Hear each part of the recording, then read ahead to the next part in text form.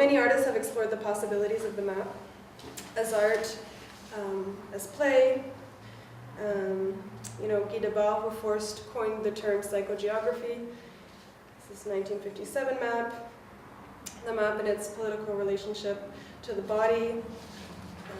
The map as social commentary. Like as WW map made of old computer parts. There's the surrealist map of the world that very consciously omits the United States.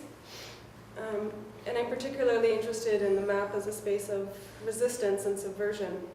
So Route Guide number 4 by Mexican artist Pedro Lash kind of makes visible these shifting perceptions of identity depending on what part of the world we're in. So this project, beginning in 2003, the artist gave 2 of these maps, titled road maps, to participating individuals he knew would be illegally crossing the US-Mexico border. So these maps literally embody the journey of Mexicans illegally crossing the border.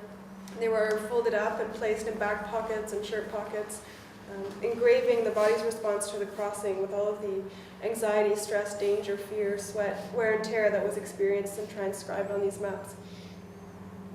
So I'm an artist who works with the precept that space is not neutral and that perception is dynamic depending on our position and condition in time and space.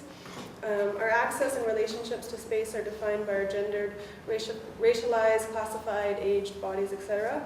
And of course, what pieces of paper we might have that allow us to cross borders or not. So just as perception is dynamic, so are time and place. The cities that we inhabit are in constant flux and transformation.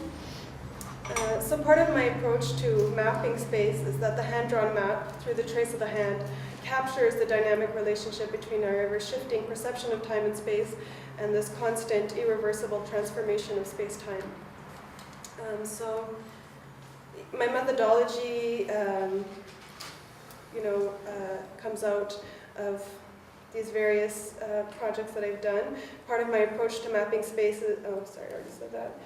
My approach is a documentary and filmic one. Like Lev Manovich reveals in his seminal text, The Language of New Media, which of course is this relative term in our ever-shifting technological landscape. But like Mr. Manovich, my first passion is cinema, and he talks about cinema as the first new media.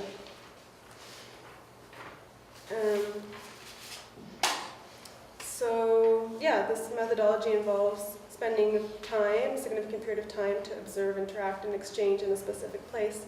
And in terms of working and doing a project in Brazil, I've noticed that my paternal family lives in Brazil, so I speak Portuguese, which helped me to better understand the local Brazilian context.